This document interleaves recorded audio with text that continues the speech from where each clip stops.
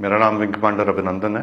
मैं भारतीय वायुसेना में एक लड़ाकू विमान चालक हूँ। मैं टारगेट ढूंढने की कोशिश कर रहा था। आपके एयरफोर्स ने मुझे गिराया। उसके बाद मुझे अपना जहाज छोड़ना पड़ा था जो टूट गया था, और मैंने इजेक्ट किया।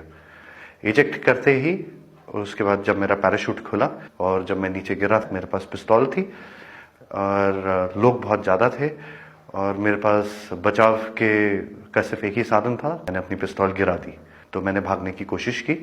मेरे पीछे लोग आए थे, उनका जोश काफ़ी ऊंचा था।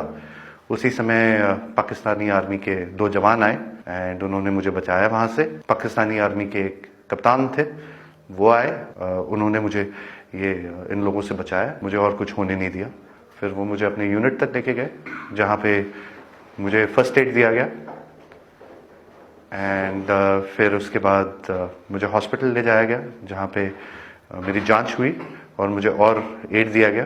पाकिस्तानी आर्मी जो है वो बहुत ही प्रोफेशनल सर्विस है।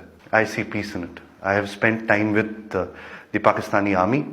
आई am very impressed. Indian media बात हमेशा बढ़ा चढ़ा के कहती है।